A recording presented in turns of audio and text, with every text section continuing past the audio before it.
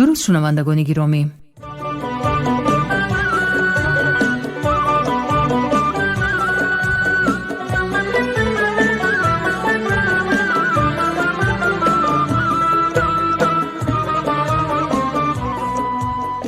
گفتارمان را از سلسله خوانش ادبی آغاز می‌کنیم.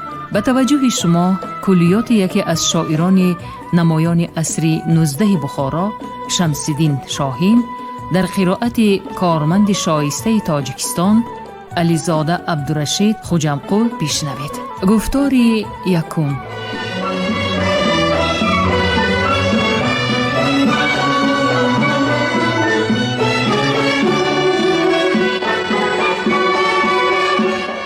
شناخت و بزرگداشت گذشتگان ملت یکی از عنصرهای افتخار وطنداری به شمار می رود.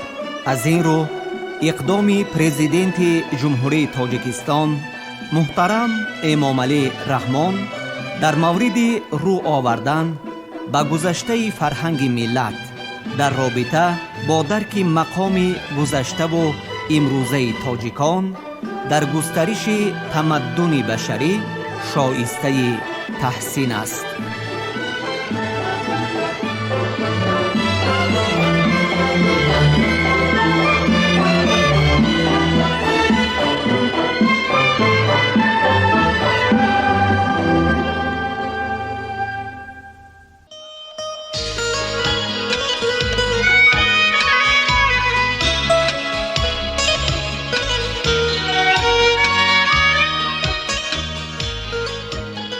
شمس‌الدین شاهین از ستاره‌های درخشان ادبیات فارس و تاجیک آخر عصر 19 می باشد که نام او با واسطه نام پدرش مولا امان که از دانشمندان و مدرسان مشهور بخارا بوده است با نام کلابی علاقمند است.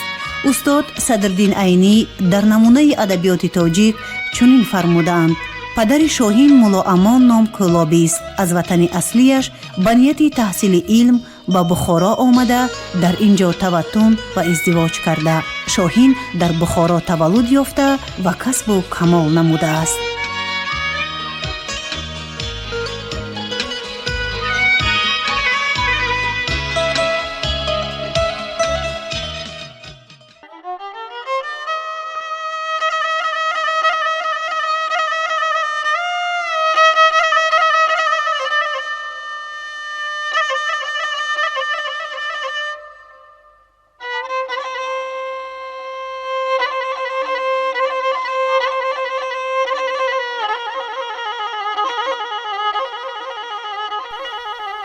با اوج کبریا که سعی آزادی است راه آنجا، بکن ترک کلاه اینجا، شکن ترک کلاه آنجا. ادبگاهی تحیر شوخ چشمی بر نمی دارد، دهد ترکی کلاه آرایشی ترکی کلاه آنجا. در این محفل که حسن از جلوه تأدیبی ادب دارد، به ضبط خویشتن آیینه می بالد نگاه آنجا. بساطی تیره بختی فیضها دارد، مشو غافل که بالد صبحها از پرده شامی سیاه آنجا. بساطی دهر از بس وقف نادانی بود شاهین، توان در ساده لوحی داد عرضی دستگاه آنجا.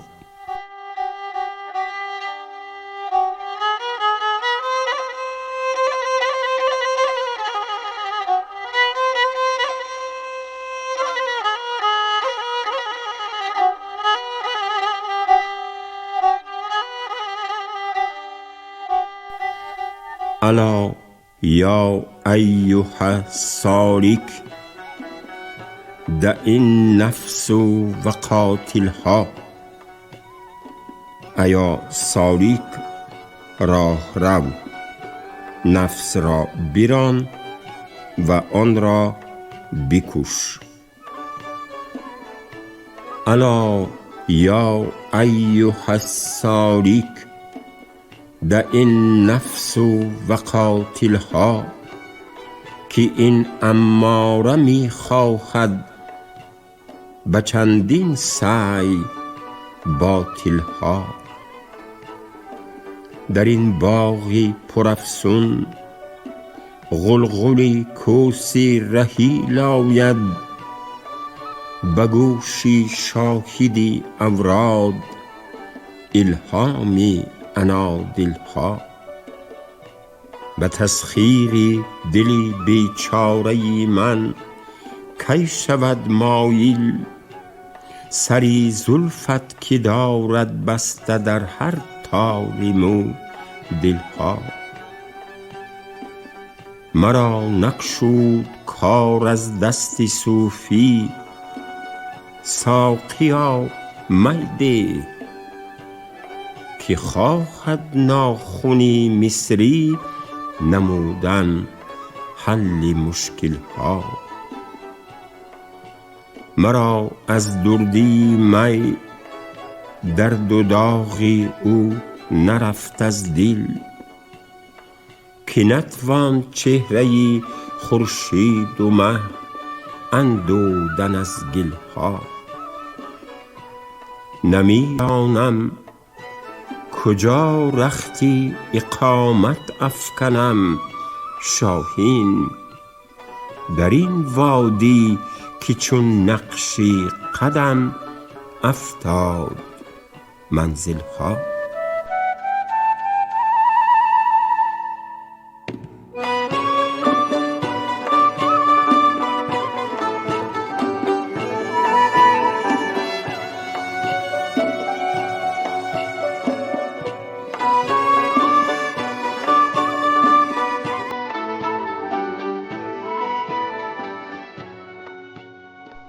روزگاریست به ابروی تو جنگ است مرا، روی همت بدمی تیغ فرنگ است مرا. معنی نازک از آن موی میان می بستم، چی کنم از دهنت قافیه تنگ است مرا. ره به سر منزل مقصد نتواند بردن، پای همت که در این بادیه لنگ است مرا. از پی ماهی ساقی تو به پا افتاده است، سر زلف تو که قلابی نهنگ است مرا. از کمان خانه ابروی تو در دل دارم، که به هر غمزه چه مقدار خدنگ است مرا. میل من کردن و میل از تو گرفتن هیهات، به چه نوع است تو را و به چه رنگ است مرا.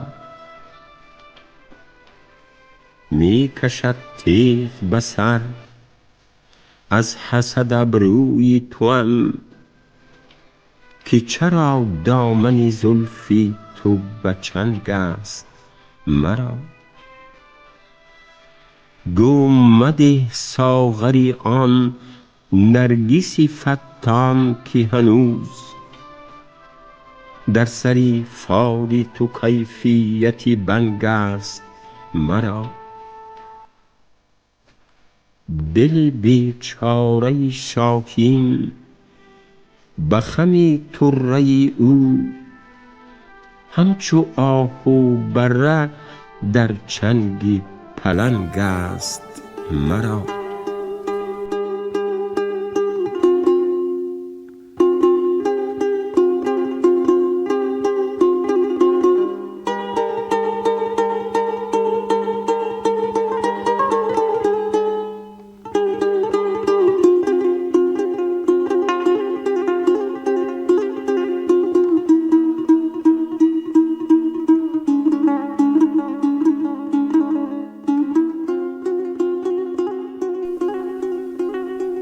بسوخت برق فنا خرمنی بقای مرا، ببرد سیل خرابی ز جا بنای مرا. چه ناله ها که نکردم به کنج تنهایی، کسی ندید و نفهمید ماجرای مرا. فلک گرفت ز سور و به ماتمم افکند، به وای وای قرین کرد های های مرا.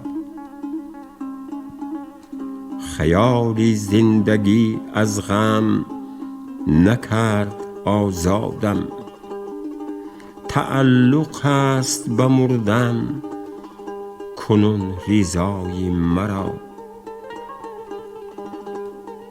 کدورت از همه زایل شود به فیض صفا، زدوده است کدورت ولی صفای مرا. به هر کجا که روم فکری عزلتی دارم، کدام گوشه نشین می کند دعای مرا.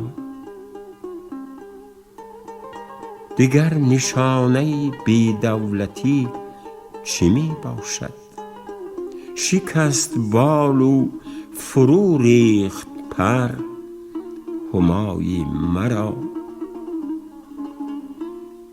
مرا ز طبع رسا رخصتی تماشا نیست، که دوختند به این رشته دیده های مرا.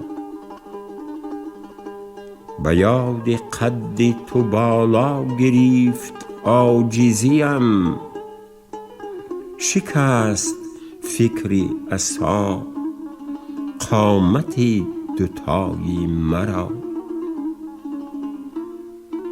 طریق حیرت آن جلوه بس که می پویم، طواف می کند آینه نقش پای مرا.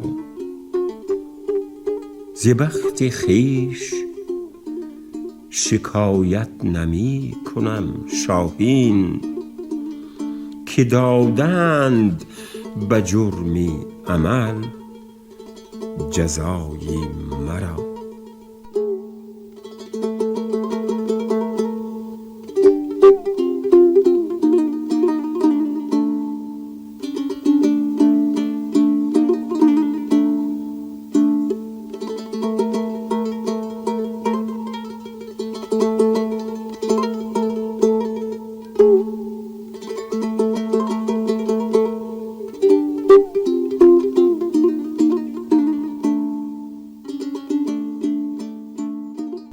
من که در پای تو کردم سری سودایی را، باختم در سری سودای تو ملایی را. برد ذوقی لب شیرین تو از خاطر من، فکر درس و طمع لعلی حلوایی را. دمکی از رخ خود پرده برانداز، که من از رخت آب دهم چشم تماشایی را. شکر بخشید به من بندگی خاکی درت، آن که دیده است مناسب به تو مولایی را. طبع شاهین که به شیرین سخنی مشهور است، همه از لعل تو آموخت شکرخایی را.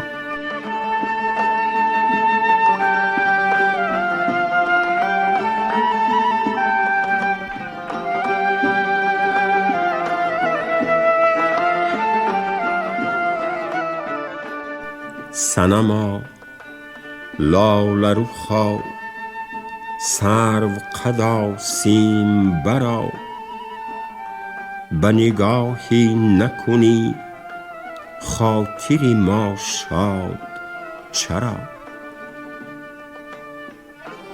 به تو ای دیده درا قصری دل است آماده، از رهی دیده درا بر دلم ای دیده درا. به شکر تلخی بادام رود، آری نیست جز شکر خنده علاج نگهی تلخی تو را.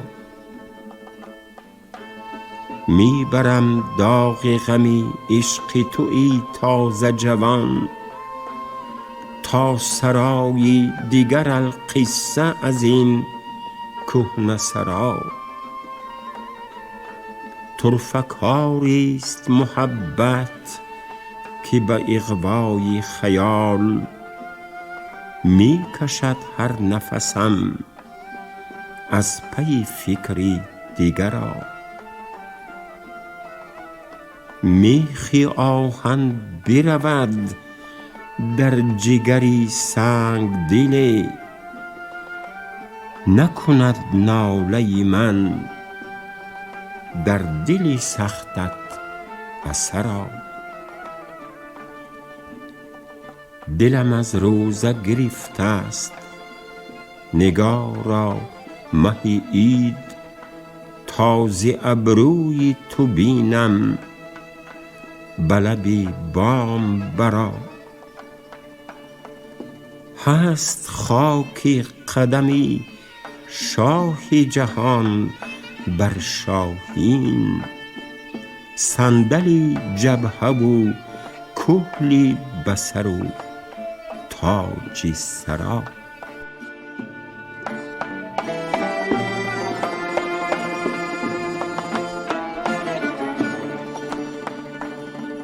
دلبرا صدقه شوم نرگسی فتانی تو را، قدی سرو و لبی لعل و خطی ریحانی تو را.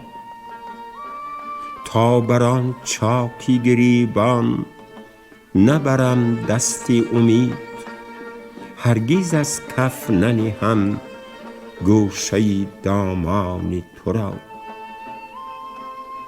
دل به یک بار بپرداختم از فکری کتاب، دیدم آن دم که خطی غالیه افشانی تو را.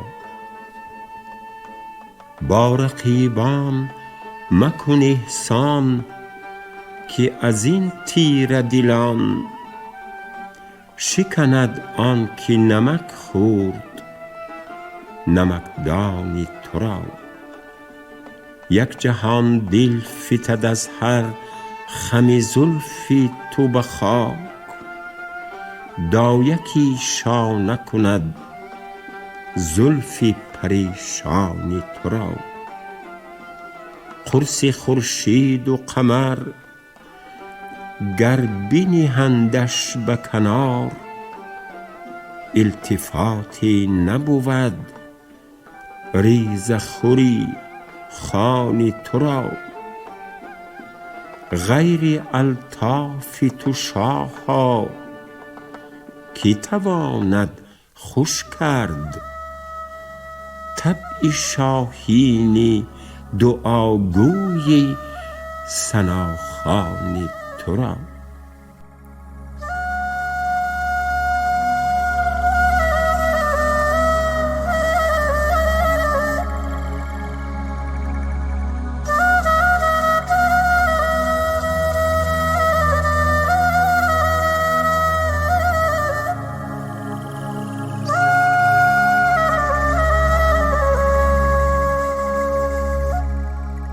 ای محو انتظاری تو چشمی سفید ما، خالی مباد از تو کناری امید ما.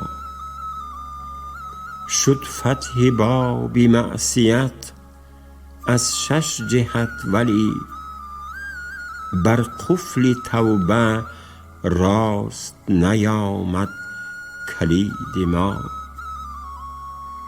بادی صبا ز کوی تو گر آورد پیام، باید ز رنگی رفته بجویی نوید ما.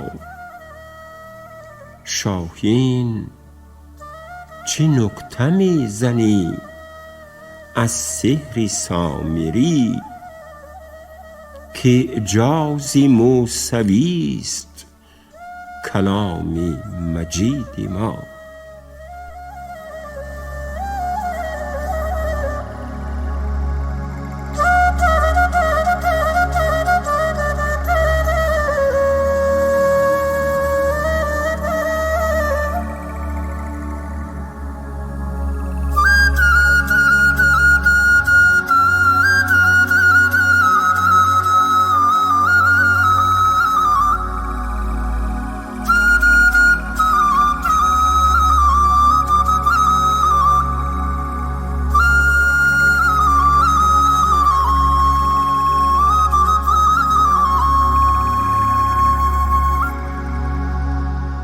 من کی باشم سرکشم از خط فرمانی شما، هرچه آید بر سرم من بنده حکم آنی شما. یک سری مسکین چی باشد کز شما دارم دریغ، گر دل و جان است آن هم باد قربانی شما. در خمی آن زلفی چون چوگان دلی ما را چه قدر، ای سری افسر طرازان گویی میدانی شما. می کشد دامن ز روی ناز چون آبی زلال، اشک تلخی من ز لعلی شکرافشانی شما. 100 چمن گل عطسه زن برخیزد از دامان خاک، گر صبا آرد نسیم از گریبانی شما. بر دلی دیوانم ای ناصحان افسون دمید، وقف کردم آهنی سرد بسندانی شما. گر کند شاهین به وصفی آن دهن مجموعه، می زند ره بر دلش زلفی پریشانی شما.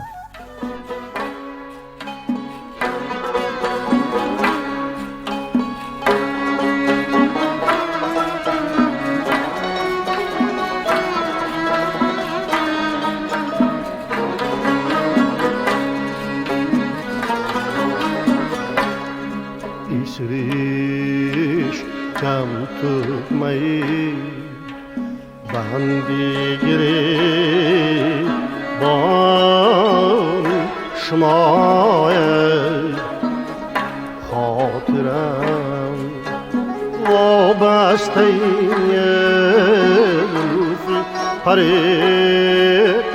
perişan şmaya.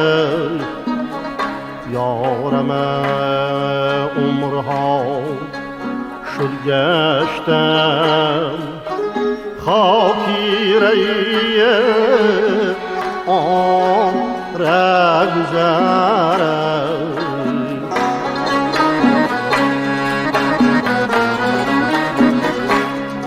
عمرها شد گشتم خاکی رهی عمر گذرد تا نشیند گرد من روز بدامان شماید یارم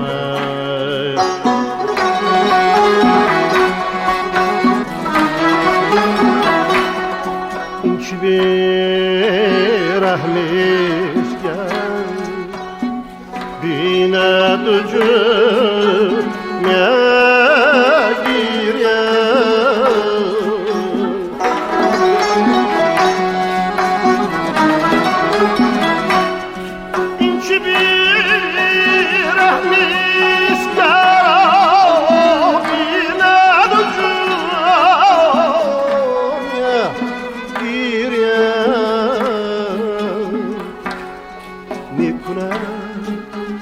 سازی تبسم لالخند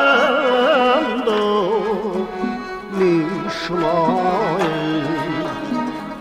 یارم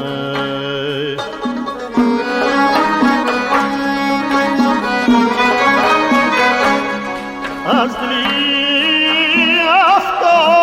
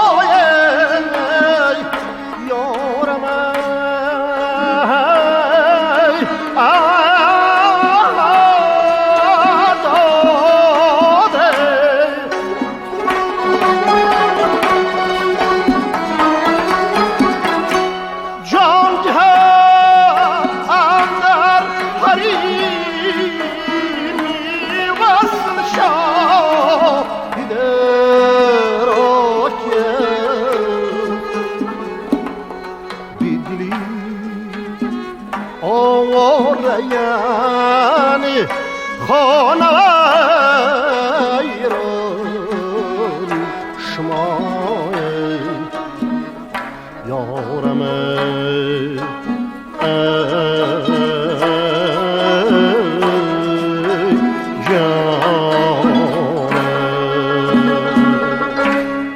سامیان ارجمند، شما گفتار یکم را از سلسله خوانش ادبی تحت عنوان کلیات شمس‌الدین شاهین در قرائت کارمند شایسته تاجیکستان علیزاده عبدالرشید خوجمقل شنیدید.